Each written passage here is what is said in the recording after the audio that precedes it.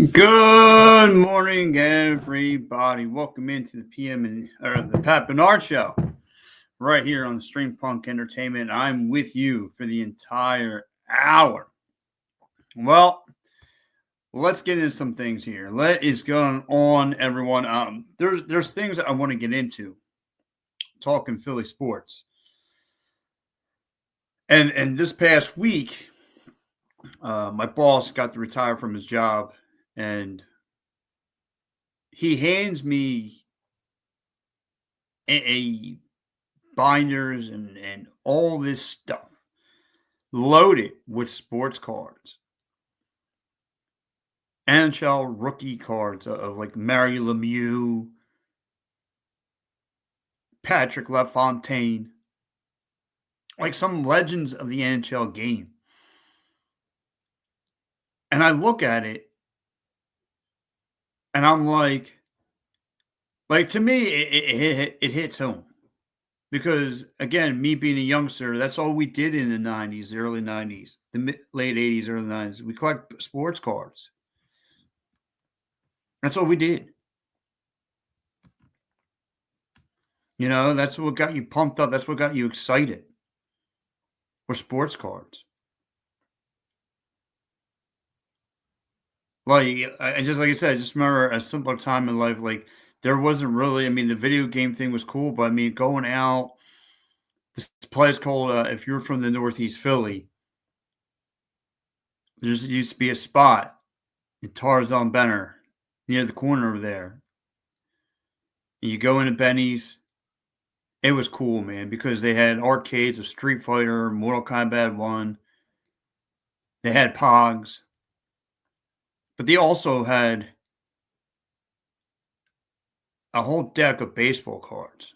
And like I said, baseball cards were everything to me back in the day. Like wearing jerseys out, out in the streets were cool. And at that time, it really like it's weird. Like if you don't wear if you wear an opposing player's jersey, they automatically assume that you're a big fan and all that stuff. Might just be a fan of the player. But like I said, like where I come from, my school was, you know, again, jerseys were everything, sports cars were everything. Like I still remember, like me, my brother Chuck, my buddy Anthony, and his brother Shane. Like we had big collect. We used to collect jerseys all the time, like jerseys, sports cards. Like that was us back in the day.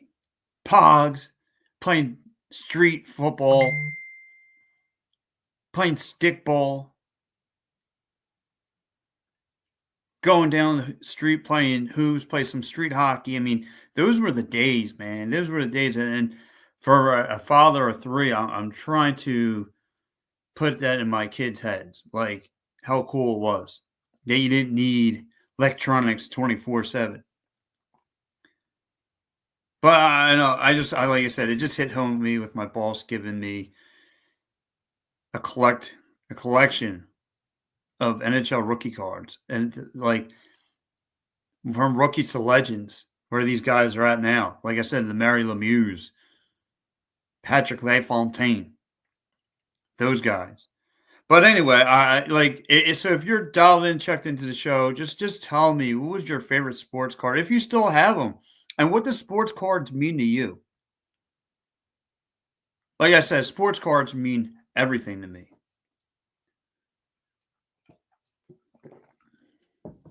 Sports cards mean everything. But anyway,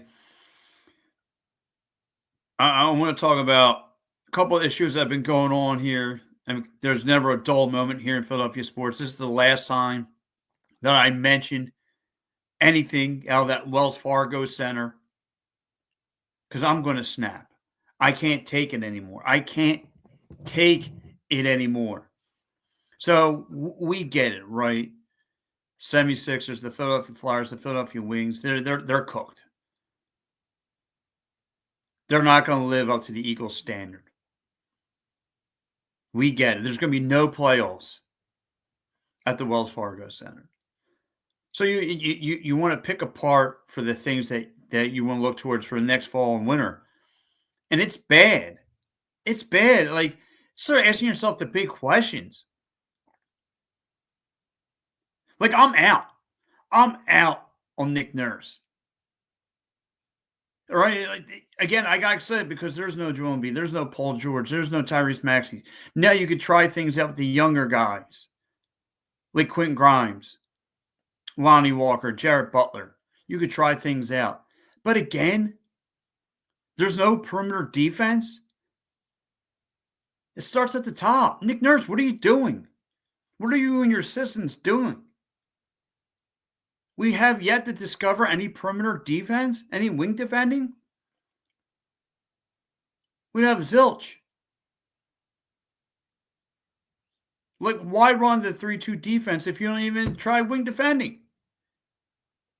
Now you look at the hockey team, right? Again, you pick apart a couple of things that are working with this Flyers team. Ryan Pooling's been playing red hot this past week. Mitch Kov's always going to be a dime a dozen.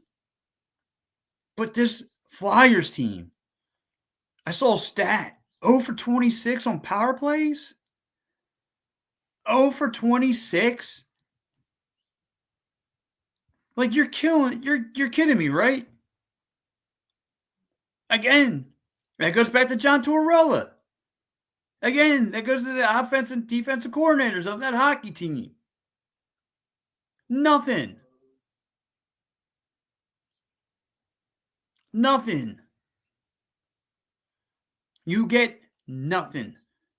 0 and 26 on power plays. And that reminds you, I mean, like, I'm the head coach.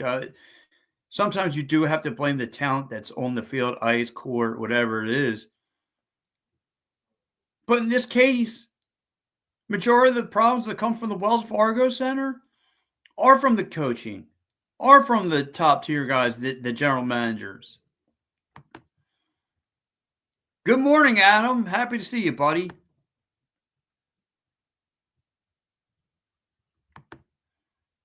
He says Sixers, Flyers, dumpster fires. Yeah, they are.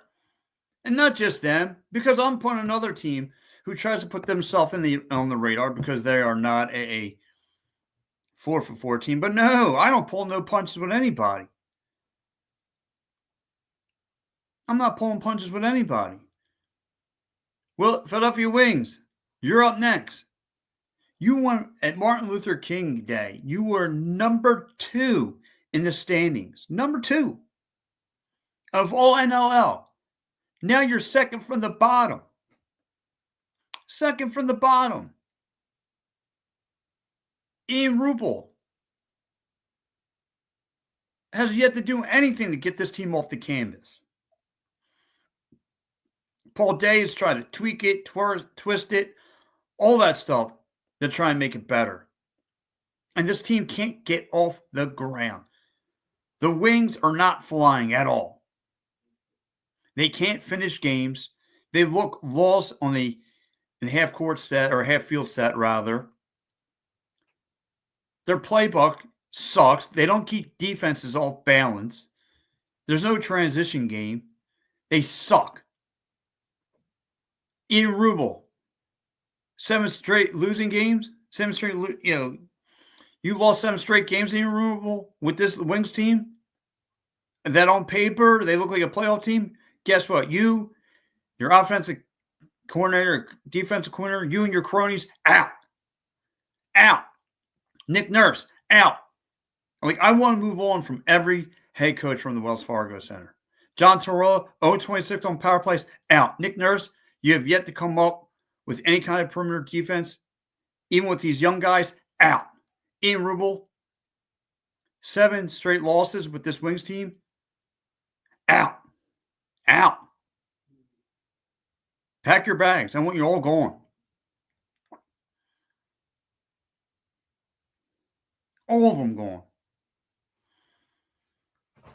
I mean, the Wells Fargo Center, all they care about is the pants look blue, we'll make them green tomorrow. I mean, they don't care about the product for the fan. Like, people pay hard, good money to come see their teams win. And none of the three do that. And then I go with the coaches. You got to start at the top. And I'm going to go even a little further with this lacrosse team. But a lot of Wings fans were excited to get Mitch Jones out. He was going to turn this franchise around. If anything, that's going anywhere. It kind of makes you think, is there a reason why Vancouver dealt this guy? I'm just saying. He's a great facilitator. Great. But what I signed up for is a goal scorer. Again, the secondary guys are coming up for the team, not the primary guys. And Joe Rosatier, where are those guys? And I'm not going to knock Joe Rosatier too much because he did play very well last week. Here we go. Adam says, then the Wings start out 5-0. Well, they have one loss, but after that, Adam, you would think you're coming up halfway to the halfway point, feeling pretty good about this team, and they pooped the bed. Pooped it. But I mean, I'm not going to sit here and cry about the Philadelphia the teams, the Walls of Arkansas. I just had to get that off my chest. How I want all the head coaches gone. How Mitch Jones I think is the issue of this team. And Wings fans might not want to hear it. It just puts in my mind why Vancouver dealt him here. Vancouver hasn't lost sleep over it. They're playing well. They're playing for a playoff spot. Former Wing players are doing okay out there in San Diego. Ben McIntosh, Travis Batiste, they look pretty good. But let's talk about a team that does have standards around here in Philadelphia. A quarter way in, the Philadelphia Union are 4-1. Are 4-1. Yesterday, without any of their big name players.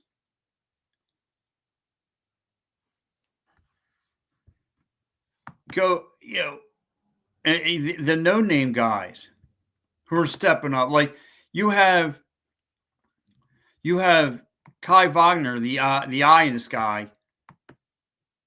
He just finds guys. He knows how to find guys. He knows how to just hand off the rock. I mean, in tight windows.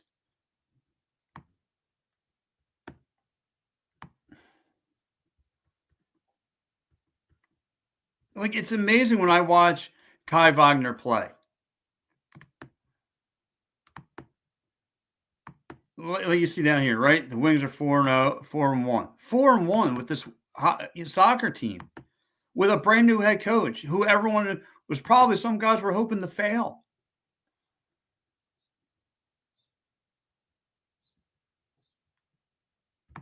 But you got to love everything. I mean, look at they were knocking on the door of St. Louis every chance they got. They were just knocking on the door with offense. I mean, technically, this game could have been out of hand with multiple goals. I mean, I'll give St. Louis that. They fought off Philly for a good while, but they were bringing the heat. And I don't want to butcher the kid's name, but Ivan Gnuvic, I got the goal. A defender stepped up and got himself a goal. Like, it's crazy how this team is playing. And this is the reason why right here. Kai Wagner leading the MLS in assists with 5 assists already. I know it's young. I know the season's young. But what he's doing with his veteranship, with his vision, like he's spotting guys in tight windows just so they could get to the back of the net. I mean, Kai Wagner has the eagle eye. He has the eagle eye. He can spot guys open, wide open, in tight windows. He knows where to place the ball. Like, this guy is doing everything. He's cooking right now. Gotta love what Kai Wagner's bringing to the game.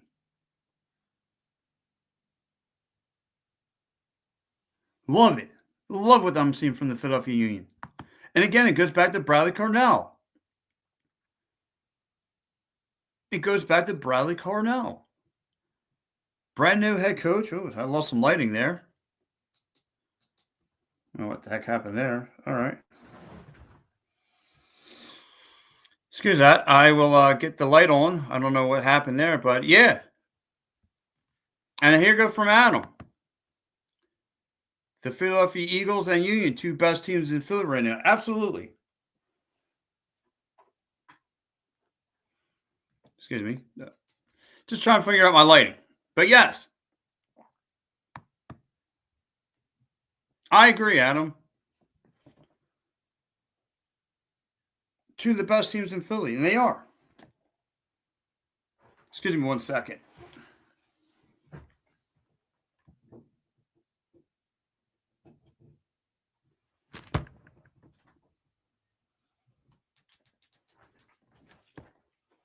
But yeah, sorry for the delay there. I just don't like doing shows in the dark.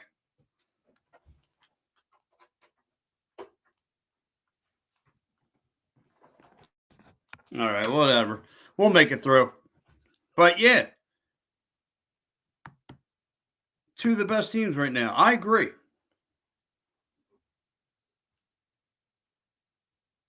I agree, Adam. But Kai Wagner's got eagle eye. Eagle eye.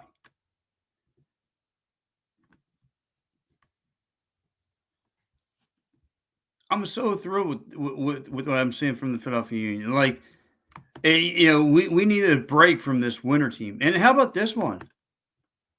The man I vouch, Captain Rick, with a shutout.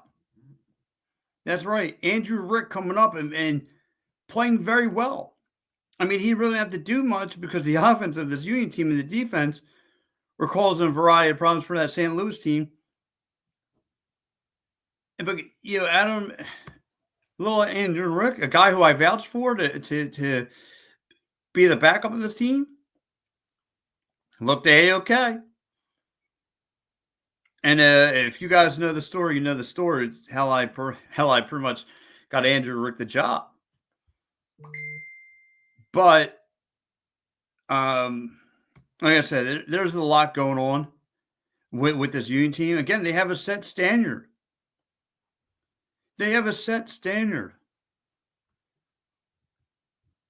And guys, if you're just joining the show, please, I know I'm talking soccer right now. I want to know from you.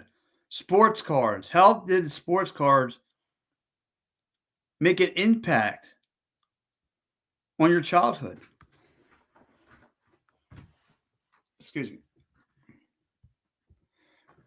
How did sports cards make an impact on your childhood?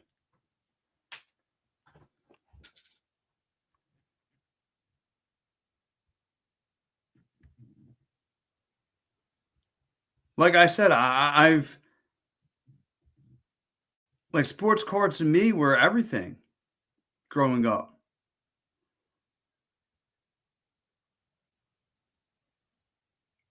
I mean, just go to the corner store, rack them up, and all those things. But look, let me get back to the Union and talk about the team that's cooking right now, because they are cooking. The Philadelphia Union are cooking right now. It doesn't matter who's in this lineup. It goes Bradley Carnell could plug, dial in, plug and play guys. Like you saw last week, the Philadelphia Union took one on the chin last week. And there was no excuses. They lost. They got outplayed by Nashville. But the team responded. The team responded and made the right adjustments. That's what you're happy about. That's what you're excited to see. That Bradley Cornell just he didn't fold and collapse like this Wings team. He came back. He made all the right adjustments.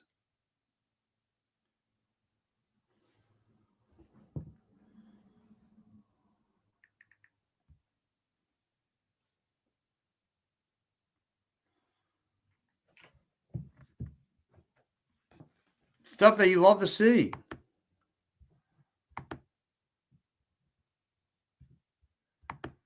I mean, like I said, this Wings team, like I said, this Union team is just doing everything right. And like I said, a lot of people probably out there hoping that this Philadelphia Eagles Union team was going to collapse because Jim Curtin wasn't there, and they were hoping that Ernest Tanner, the Union front office, was going to fall, and they're not.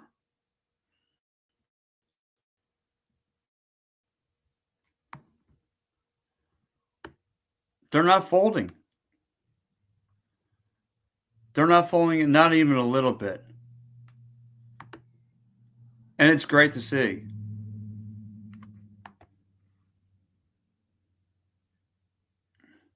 Great.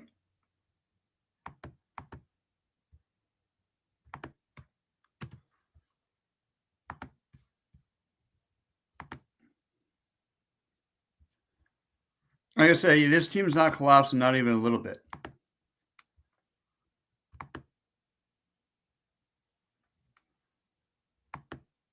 Oh, look who's checked into the show, the Joel.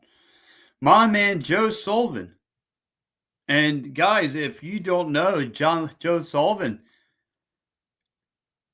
going to be part of the Stream Punk Entertainment Network. Going to be running his old school show. So that's something you guys, if you any old heads in here and that wants to see, some talk about some old school, Philadelphia greats or just general in sports, Joe's got you covered.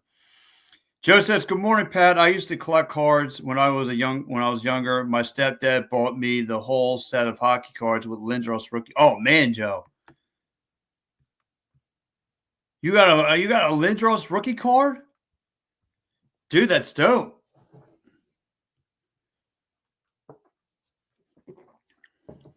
That's pretty dope."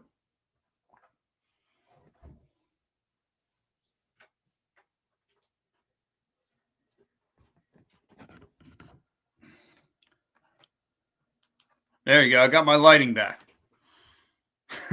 Sorry, I don't know what happened there, everyone. Shortage. Hey now.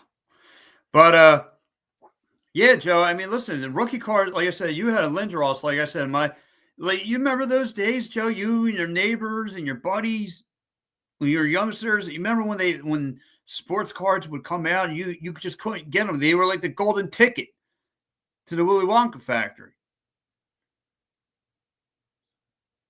Like kids of the 90s playing Pokemon, like that was us for the 80s.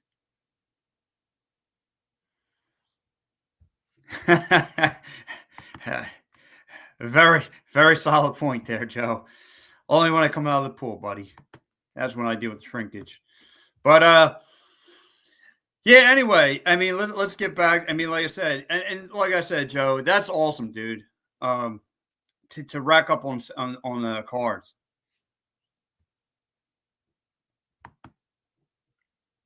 Guards, Pal kids. Yeah, yeah, yeah. That's what I'm telling you. Like I said, me, my brother Chuck, my buddy Anthony, my buddy Shane, we used to just rack up sports jerseys, rack up sports cards. We didn't care what team it was. And again, I know I'm going to get the old beat me stick, the Philadelphia beat me stick. But hey, look, I was a young kid growing up in the 90s. I was like, what, 5, 6, didn't know any better.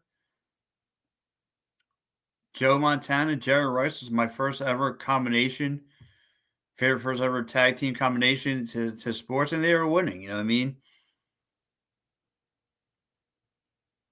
And that's another thing too that really grabs you as a youngster, as a sports fan. Just sports logos alone.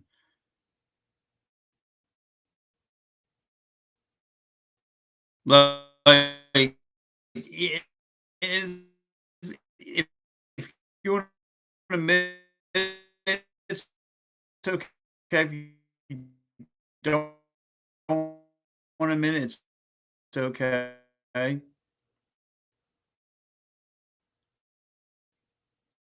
But I thought the Niners had one of the greatest logos in sports. I thought the San Jose Sharks had the great one of the greatest logos in sports. Like I said, there were some things that, man, that stood out to me.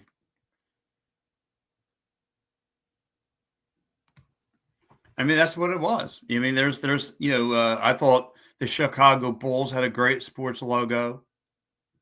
I mean, stuff like that draws you in, but the sports cards alone, that's how you really got familiarized with a lot of players around the league because you had so many sports cards of players. But and that's why I named the show Legacy because it's about building a legacy. And then the next subject I want to get into,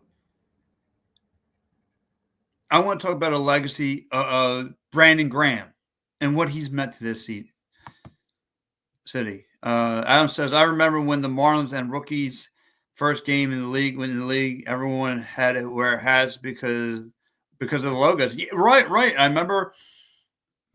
Adam, good point. People like the fish logo. A lot of people love the fish logo. That's a good pull by you. Like, and none against. I might like two minor logos in sports right now, from 80s till 2000. I would say. I'd say the Broncos logo got a lot better. I'm sorry. I know a lot of you cats like the D with the horse going through. I think the logo now is a lot better.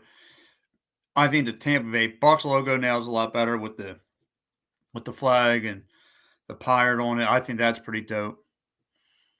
But anyway, I want to talk about Brandon Graham and what he's meant to this city.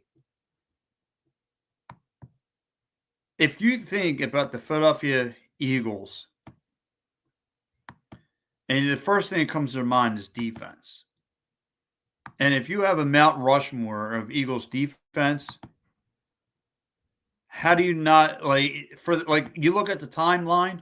When I look at the Eagles defenses, I think about Mount Rushmore. I think Chuck Bednarik, Reggie, Brian Dawkins, and now I think about Brandon Graham, responsible for 2 Super Bowls. The strip sack from Tom Brady will never be on parallel.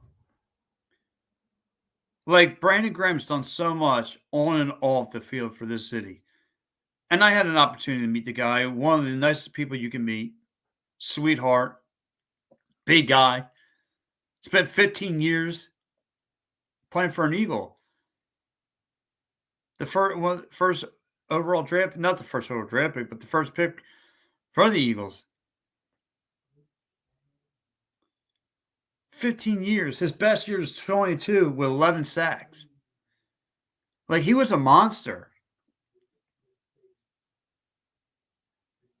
Brandon Graham was, in some ways, heart and soul a lot of the defense.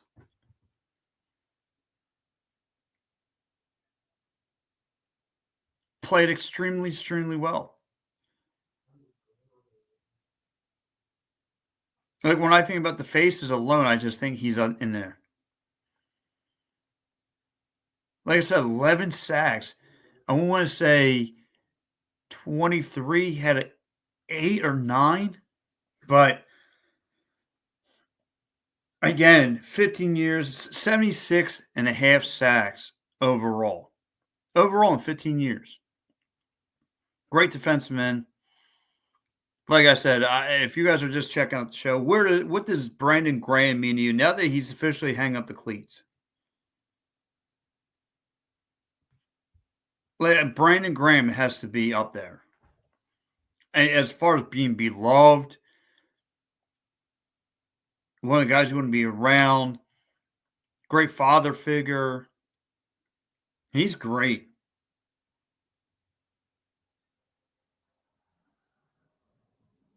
15 years as an Eagle, and he's hanging it up with 2 Super Bowl rings. With 2. Never thought again, remember the big play he made was when the Eagles first got their Super Bowls, again, the strip sack from Tom Brady. Like, that's when you knew. Like, as much as the Eagles were given to the Patriots that day, but again, it's Tom Brady. We've seen Tom Brady work his magic before when Atlanta looked like they had him on the ropes the year prior, and Tom Brady just came out of nowhere and won. And we thought, that story could have played out again, but no, that strip sack was like the epitomal moment saying, like, no, the Eagles are really going to do this. The Eagles are really going to walk out with a Super Bowl.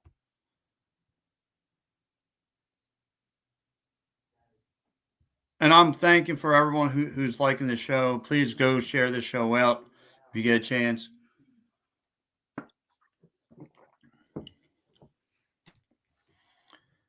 Again, the Philadelphia, Brandon Graham just going to hang it up, man. And like I said, he's going to mean a lot to me as a player, personnel. He's everything. Like I said, when I think of those guys, I think when I think of the Eagles defense, because that's been their identity as long as I can remember as the Eagles is their defense.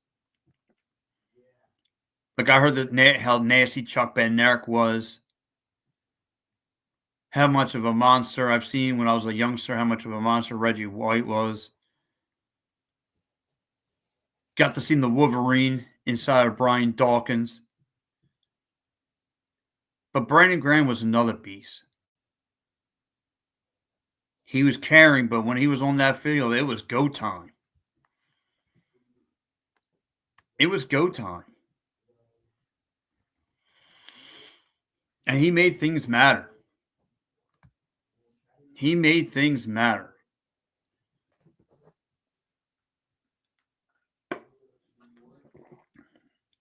And guys, like I said, don't shy away.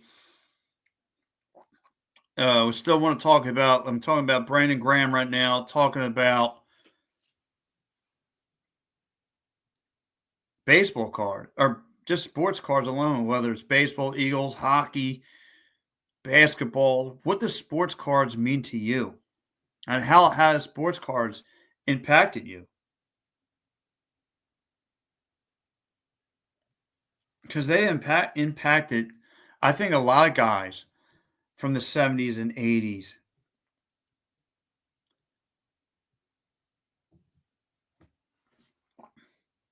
I think that it does. I think it plays a huge role.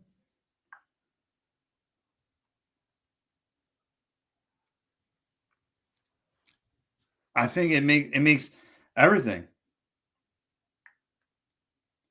So I want to ask you guys, what does sports cards, because like I said, it's what gets you familiarized with not just like your team, but with all the players around the league.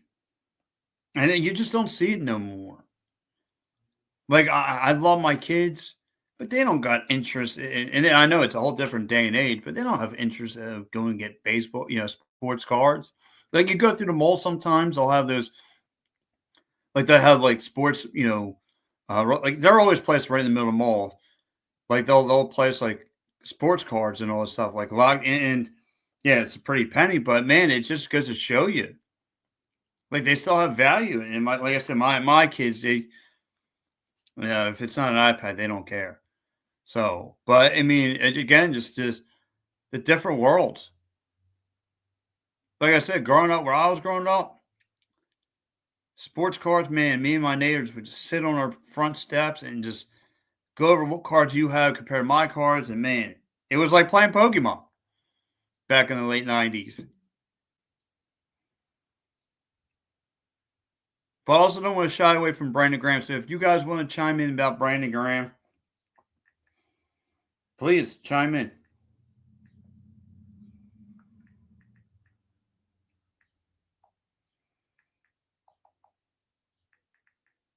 Chime in. I want to hear from you. I want to know what's your takes.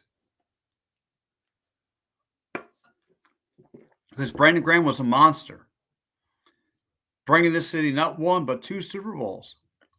Like I think him and Lane Johnson and Jake Elliott. If I'm missing somebody, please dial in. But how many of those Eagle guys were there from the first run to the second?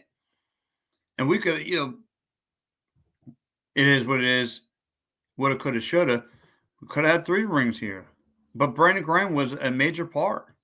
Like, I thought he was going to hang up the cleats last year, and he didn't. He wanted to play one more. He helped out when he could.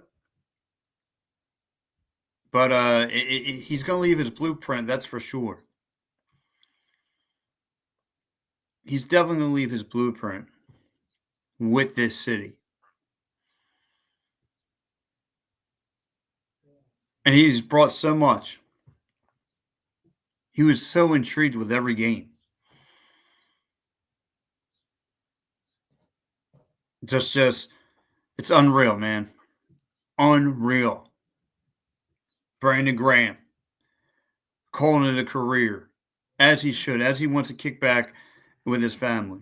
But again, guys, like I said, I looked at this team. I looked at where this team has been, and this team, he's been through the Chip Curry era. He's been through the Dougie P era. He's been through a lot. Brandon Graham getting adjusted to everyone, all these new coaches' systems.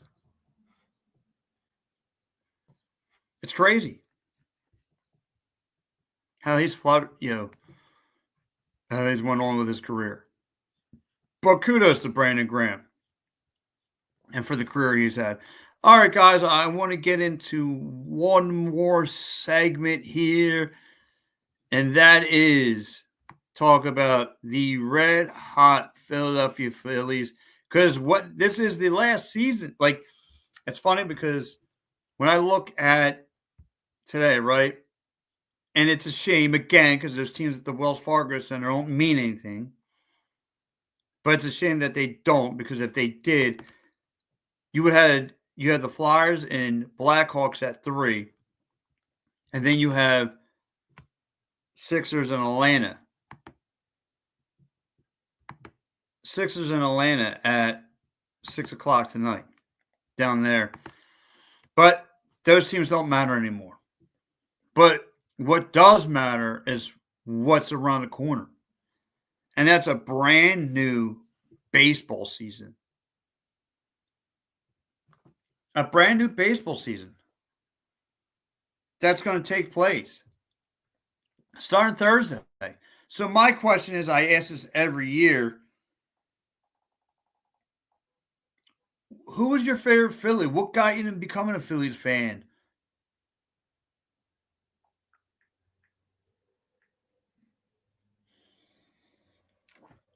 What made you a Phillies fan?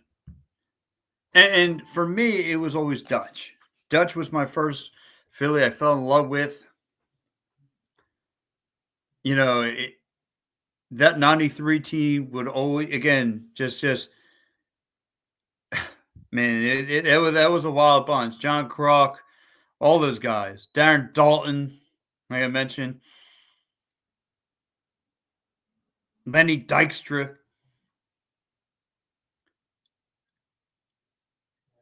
Going through the years, look at the pitching like Randy Wolf. And some guys, I'll go a little further than before my time. Steve Carlton for a lot of guys. Then there was that 08 year. 07 to 11. Probably still everyone's favorite team. And look at the core of that group. Ryan Howard, Chase Utley, Jimmy Rollins, the 3 core guys that really cracked the shell of Philadelphia coming back with a parade. Because you got to look anywhere between then, we went through times when we had runs, like the 97 Stanley Cup run, The 0-1 run with the NBA Finals run with Iverson. Like I said, 97 with Legion of Doom, 0-1 with Iverson, 0-4 with Donovan and T.O. But none of those teams could climb over the hill. And I thought the city was cursed. But that 0-8 team was something special. And they did it. And they climbed over the hill. Jimmy Rollins, Chase Utley, Ryan Howard, Chooch. I mean, man, they were must-watch TV. They were must-watch TV every night. Every night.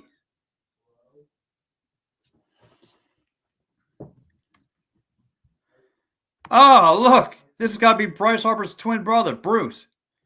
Do you feel Turner is past his prime? Has he not been this same star as for us as I feel? Yeah, listen. It's funny you say that because I'm going to ask the same question too, Bruce, because I'm going to have Phillies beat reporter on the show, Rock Hoffman. And he'll, like I said, we're going to ask all these questions because, like, I'm with you. I'm not going to just blame Trey Turner, and you might be right. Like, we could have missed his boat. We could have missed the boat. But again, when I look at last year, Bruce, he goes, I wish I was his brother. When I look at last year, Bruce, I feel like the Phillies. I just feel like the Philadelphia Phillies. I mean, I think that was our whole offense in a nutshell. They were just so up and down, and more so since that Oakland A's series right before the All-Star break. It was mostly down. Mostly down.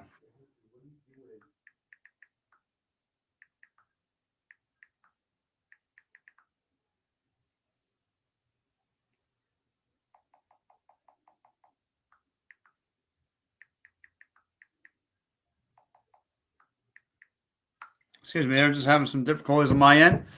But yeah, when I look at that, okay. He says, okay, Rock Hoffman's ready to come on. So let me dial him in here, guys. But yeah, like I said, Bruce, when I look at this Phillies team, I'm hoping, I'm being optimistic. I'm going to rely a lot on the starting rotation.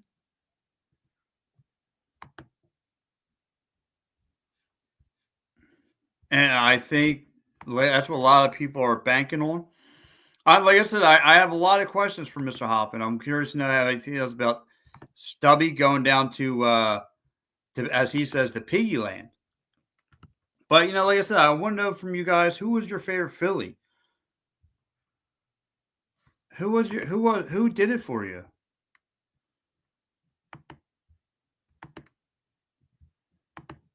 Who was it? Who's your guy? Everyone had their favorite Philly growing up. Like I said, I mentioned mine. I love Dutch. I love Dutch. I thought he was great. Definitely. And oddly enough, I got to meet Dutch back, I wouldn't say now, like a little over a decade. I got to meet him at FanFest. And what a cool guy. What a great guy.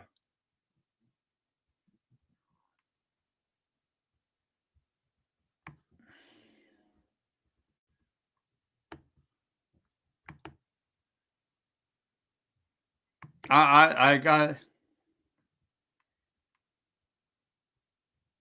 thought Dutch was great.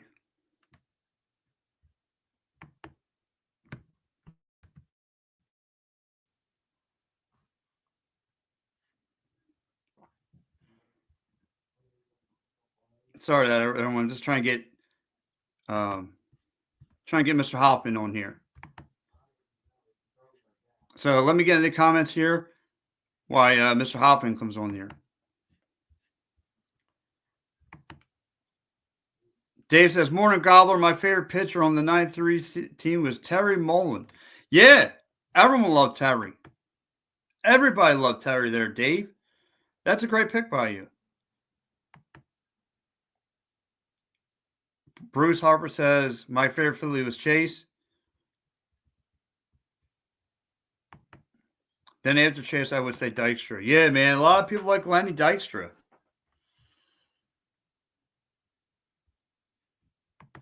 You were a Moyer guy, huh? You were a Jamie Moyer guy. I know what? I got to be honest.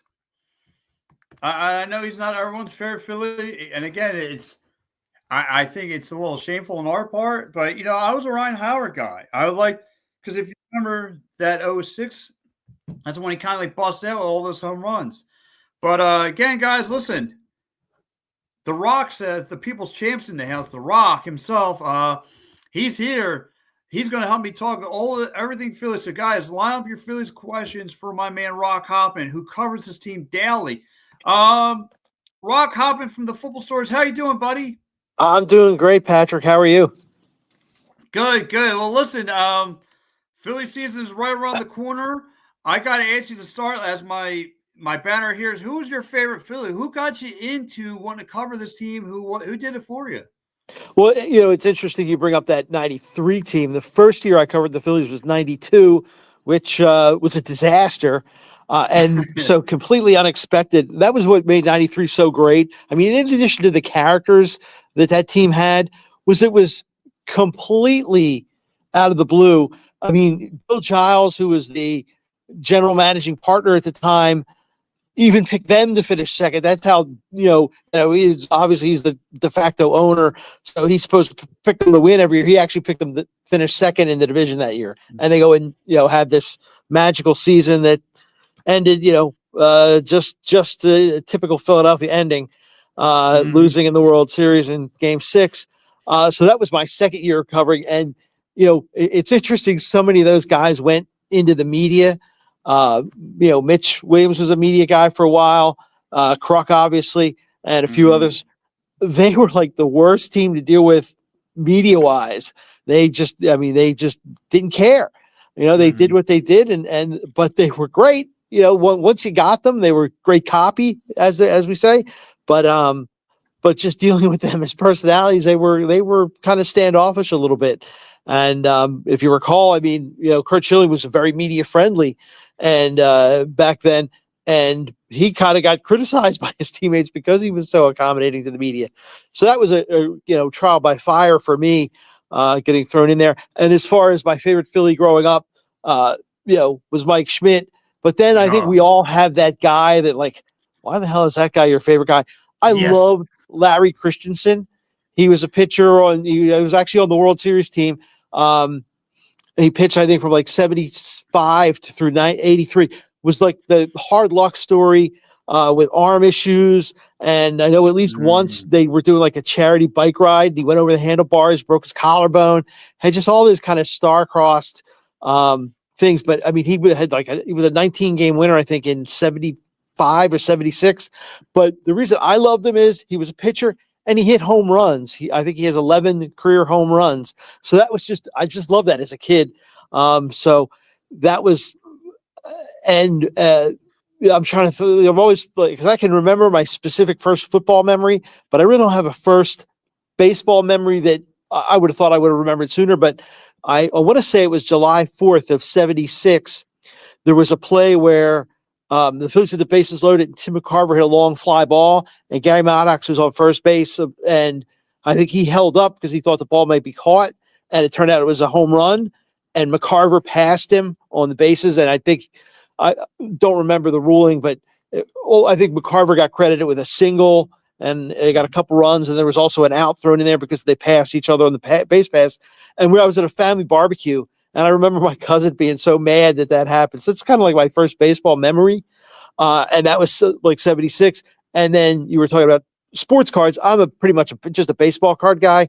But then the next year I got into baseball cards hard and heavy with the 77 series, the tops, and, rotted my teeth with the gum because then my mom, after 77, she bought me the complete set. That way I don't have to buy a pack, and get the gum, which if it didn't break your teeth, it certainly rotted them because of whatever sugar was in those things. Yeah. So that was her solution to my tooth problem, was to just buy the complete set for me every year. And I was in it for a while, and then you become a teenager, later in your Yeah, teens, yeah. and you get into music, and I once saw an interview with Tom Petty, and he got into music. He said, "Yeah, baseball wasn't doing it for me anymore." And then, as you get older, you get back into it. And certainly that's what I did probably about 10, 12 years ago. I got into it heavy. And then so many people, got back into cards with the pandemic. I guess they were sitting home with nothing to do. So, what's in these boxes? And Yes. so that was, I think, great for the hobby. But yeah, I'm pretty much strictly a baseball guy. And one point about Brandon Graham, I still think that was the only defensive play in the second half of the Super Bowl where they beat the Patriots, was his strip sack. I mean, if you remember, those teams were going up and down the field. It was like Yes. Swiss cheese defense, and then he makes the one defensive play, and it was a championship winning play. So I think that will, he'll go down, in Philly lore forever because of that play.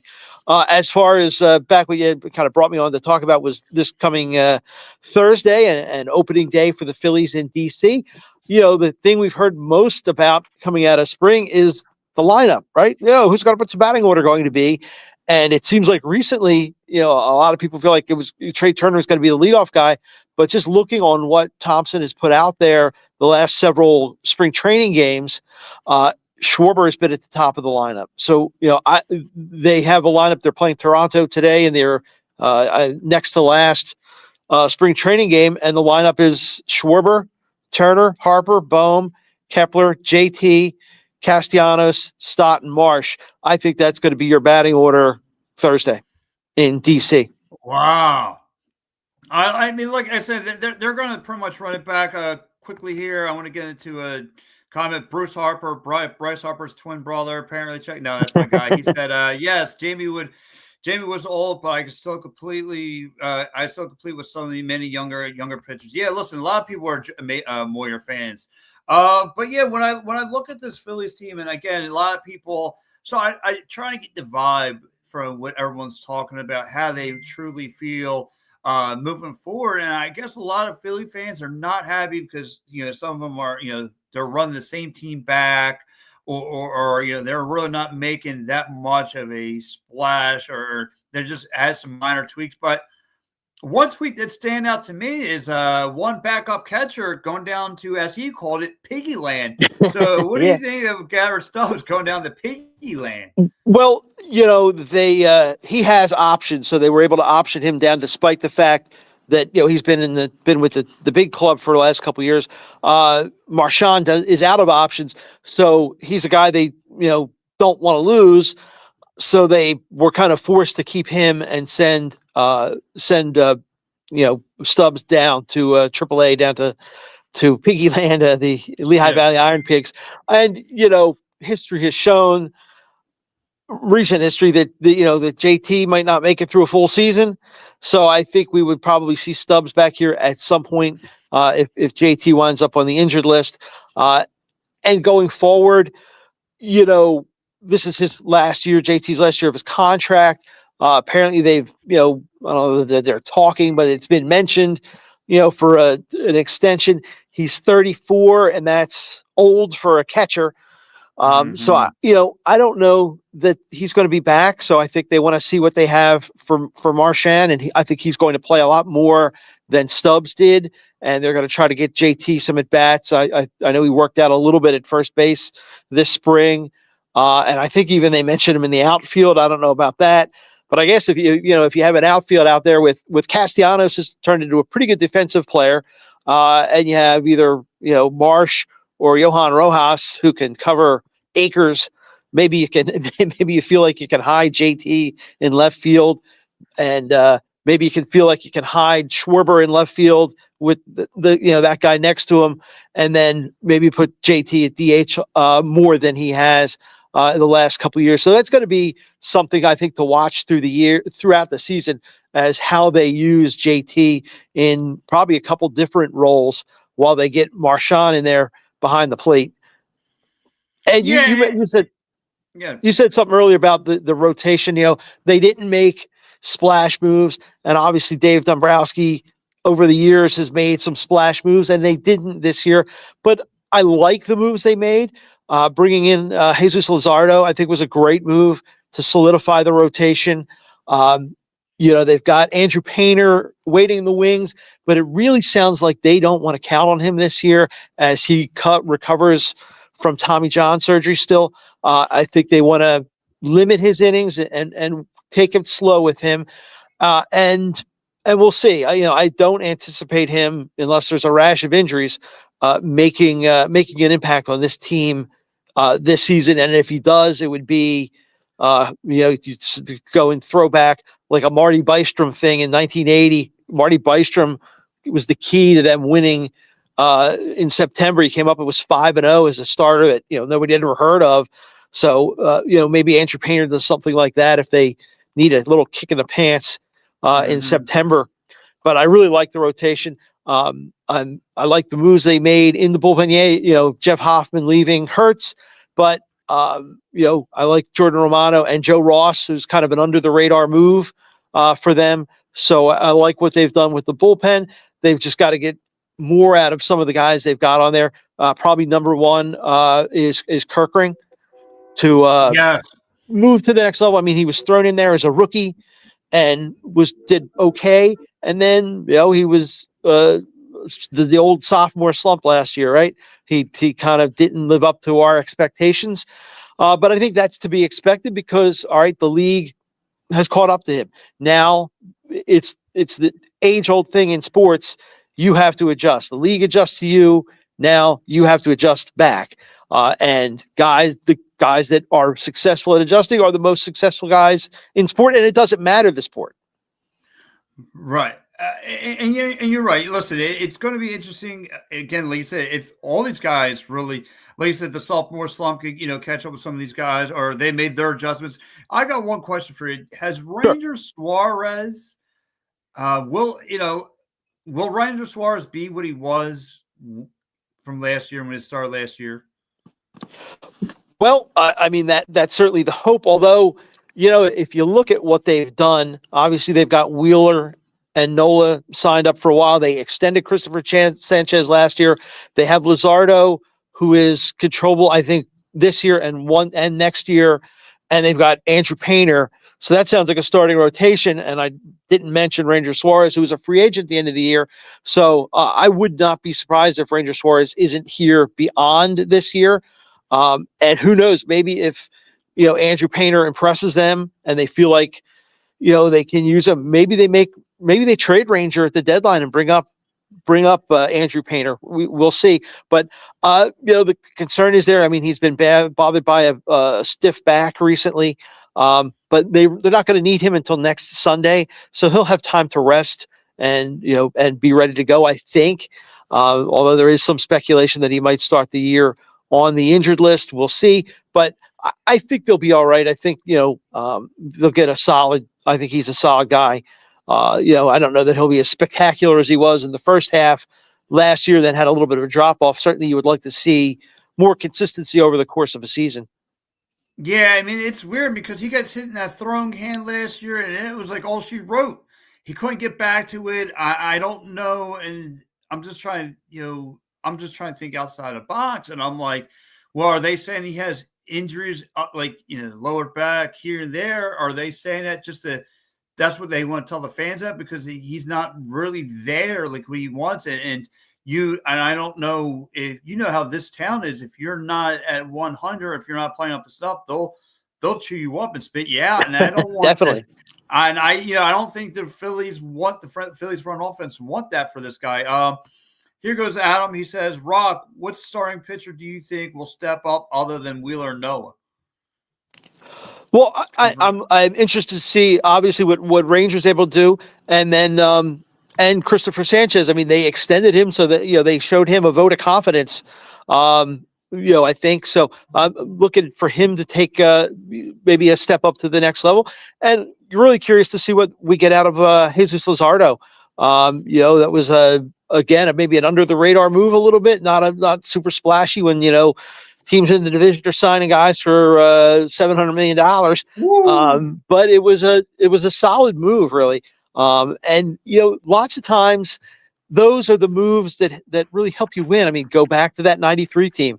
They signed guys like Pete Incaviglia and Jim Eisenreich, and really, not under the radar moves, and those guys just had great years. The thing was, it was a career year for them, and they were never really able to repeat it. So what you hope is that you get Luzardo, and he comes and he's as advertised, and you get a solid year from him, and then maybe you talk about extending him beyond that, as Wheeler and Nola are starting to get up there a little bit. So you're going to need to start developing guys for when those guys are gone. So I think that was a really, really good move. So, obviously you're interested in all three of those guys in the back part of the rotation and what they're able to do, because, you kind of know what to expect out of Wheeler and Nola. But if this team is going to, win a division or approach what they did last year in term, they had the second best record in baseball. You're going to need those three guys to pitch better, pitch well, I should say. Yeah, absolutely. I'm with you. I think the starting rotation is going to be, if I'm going to grade it, I think it's going to be an A. I just think, though, with a lot of Phillies fans, or maybe a lot of them are concerned about the offense moving forward. Again, you're pretty much going to be running it back. What's Max Kepler going to add to this lineup? Well, he's a guy that'll be playing, he'll man left field. So it allows them to put Marsh in as the everyday center fielder, and Johan Rojas will be the fourth outfielder, as opposed to having both of those guys in the lineup in a lot of situations. We'll see it. And it's really going to depend on what Brandon Marsh is able to do, if he can hit lefties and go out there and play every day. If he can't, then they're in a little bit of a trouble, I think. But I they are expecting him to be able to do that job, and then I really liked Rojas. I liked what he did when he came up as a rookie, and obviously he struggled last year and was sent down for a while. So it's going to be interesting to see how that situation plays out. With the center field position, and how much Rojas plays, how much Marsh plays if he's able to hit lefties. Yeah, I'm with you. Well, like I said, it's going to be funny because this national team. Speaking of pitching, they got a little fine mixture of lefty and righty pitching they're going to have to deal with right off the bat. But I think the Phillies are going to be able to to break down the Nationals. I think the Phillies can walk out with the win. I think they should be able to win the series. I don't know if they'll sweep them, but I definitely think they could win 2 out of 3 games facing this Nationals team. What's your take on the Nats? As that's for the start of the season. They're obviously a team that's in the bottom part of the division. The Mets, Braves, and Phillies, I think, will all be in the playoffs.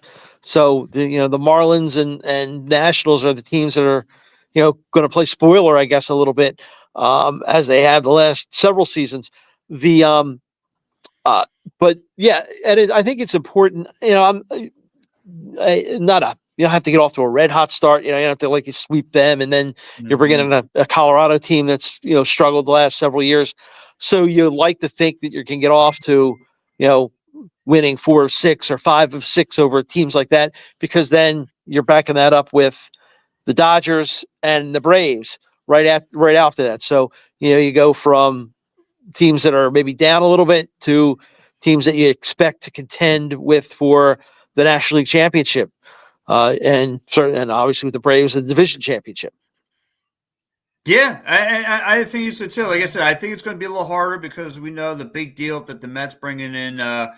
What am I thinking? Top of his tongue, but Juan Soto, yeah, Juan Soto. There you go. They're bringing in Juan Soto and take care of the dirty works. I'm afraid this guy is going to come in and give Philly fans a lot of souvenirs. But it's again, that's going to hurt. But and I think the Mets are going to be. I don't know if that team is going to be a flash in the pan what they were last year. Obviously, bringing Juan Soto actually is going to make that team a lot better.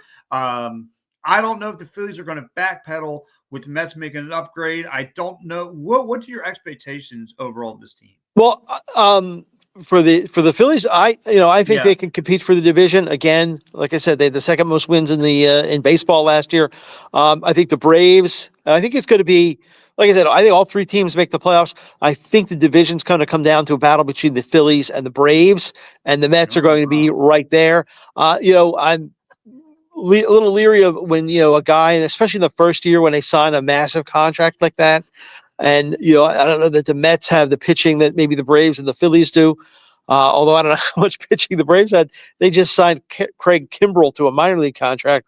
Yeah, maybe I guess Phillies fans are hoping he makes the team and pitches like he Yes. did at the end of the season a couple years ago for when he was with a Philly. But I think it's a Braves Phillies to decide the division with the Mets right there, all three making the playoffs.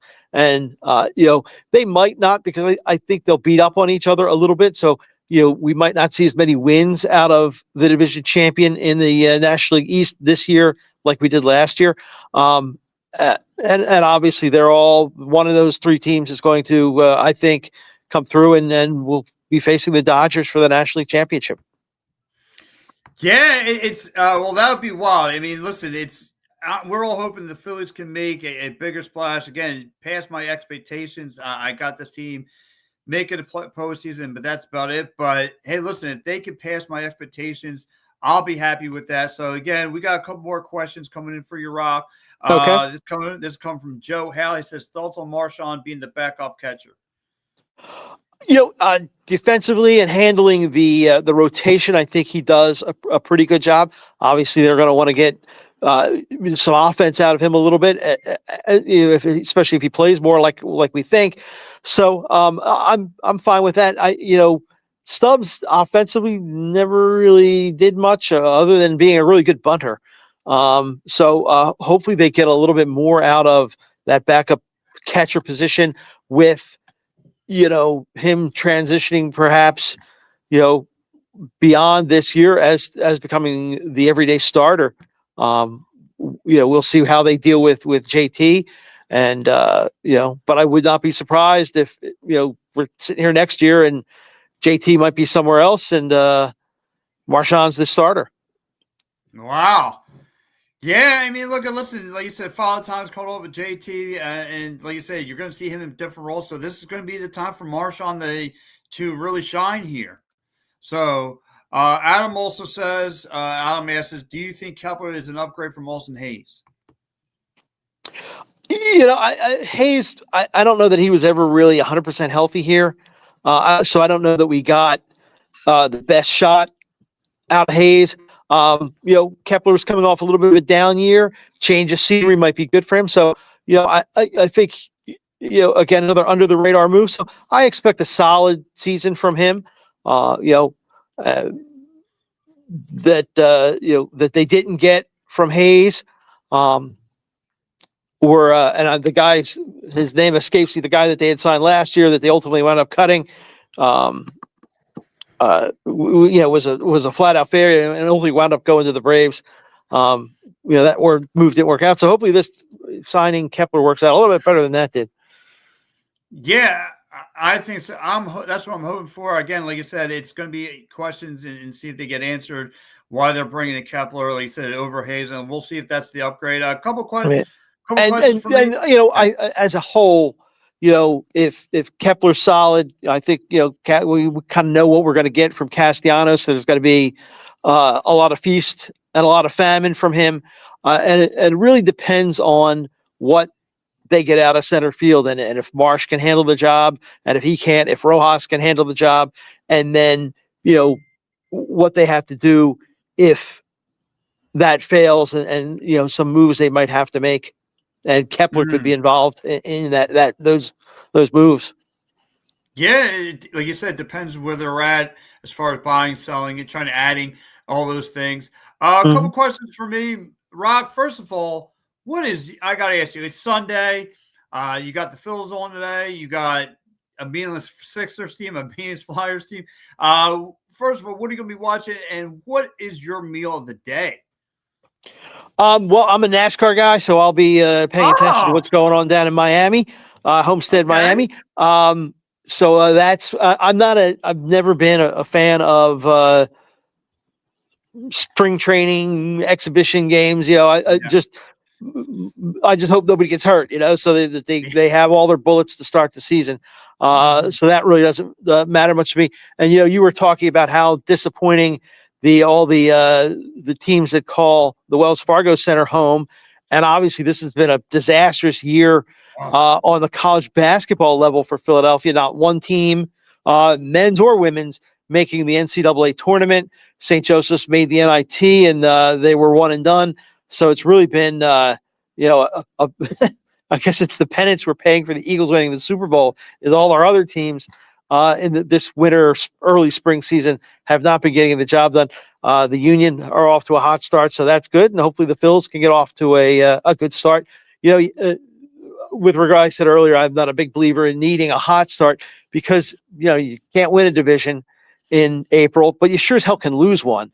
So you don't have to get off to a hot start, but you can't get off to a really bad start, and then you're playing catch up all year. yeah. And Listen, as you far as saw. my meal, Yeah. well, I don't know what I have on the agenda for today. Maybe some pasta, something Oh. like that, or something like that. So, um, you know, Yeah, listen, pasta's all. Listen, it's right up the gobbler's alley. I mean, listen, chicken parm today, but no, you're right. All the Windows teams they suck, they stink right now. They turned the Wells Fargo Center into a dumpster fire. Then you have college, the scene, college basketball, who's not making anything of it. But like you said, one thing we learned, 22, the Phillies were off to a slow start, went to the World Series. The Eagles, slow start, winning a Super Bowl. So no, you don't need to be off to a hot start. It's not how you start, it's how you finish. But like mhm. you said, you don't want to find yourself too down into a hole either. So, but listen, it's Exactly, yeah. but like you said, it's going to be a lot of fun. Phillies are right around the corner. I can't wait to get down there. I'm pretty sure you're going to be seeing a lot of games for the presser, and all those good things. And getting down there, hang with the fanatic, getting ready to cover, get the crack of the bat, all that stuff. So it's going to be a lot of fun. So I can't Yeah, wait. it's going to be a lot of fun. Going to be interesting. I mean, this, as good as I think this team is, there's still some question marks. So it'll make it interesting watching. Interesting watching. And Rock, before we let you go, where can the people are watching the show? Where can they follow you at on all social medias? I'm not a big social media guy as far as like X or anything like that. No. Footballstories.com. I write some stuff on that occasionally. So that's probably the best spot to catch up with me. All right, guys. So listen, you can catch Rock and his articles right there on the Football Stories. They go every Wednesday at 6:30. Somewhere in there. I'm always getting the offer by my Uncle Al. So he's always telling me to come on the show. So guys, like I said, check out Rock on Football Stories. Check out all of his articles, all of his stuff. Great stuff. Great having you on, Rock. And thanks once again for joining me. Oh yeah, sure, no problem. And I also do with Al. We do a radio show on the Delaware Valley Radio Network, WRDV. So you can listen to that to WRDV.org, or obviously around the world. Or if you're in the Bucks County, Montgomery County area, it's 89.3. In Philadelphia, it's 107.3, or is it 107.9, I think. So we got a bunch of different frequencies around. But yeah, check out WRDV.org for to listen there, or our other frequencies. So we do that Saturday night at 10. So right in the middle of the of what's going on in sports wise, from Saturday to what's going to happen Sunday, and for the coming week. So it's a lot of fun. Yeah, listen, you guys are a bunch of night owls. So listen, you guys got more Yeah. nightlife than I do because I by 6 o'clock with working 3 kids on wipe. So but anyway, listen, I want to say thank you so much, guys. Give my guy Rock here a follow. Again, check out all the stories, articles, you name it. He's got it covered for you guys. Thank you so much, Rock. Have a great afternoon. All right. Thanks, Pat. Have a good one, man. See you, buddy. All right, guys, that was my guy Rock. Listen, everyone, I'm about to roll out of here. I got a week to live up in Harrisburg, so I will not be doing anything today other than packing, getting the heck out of here. But anyway, I want to say thank you to everyone who's checked in. Bruce, Adam, the John, Joe Hal. Thank you so much for chiming. Dave Arnold. I don't want to forget Dave. Thank you so much for everyone who liked the show. Thank you. Oh, Thank you, Adam. Always. Stay tuned next week because the Gobbler will be in action. See you. Have a good one, everyone. Thank you.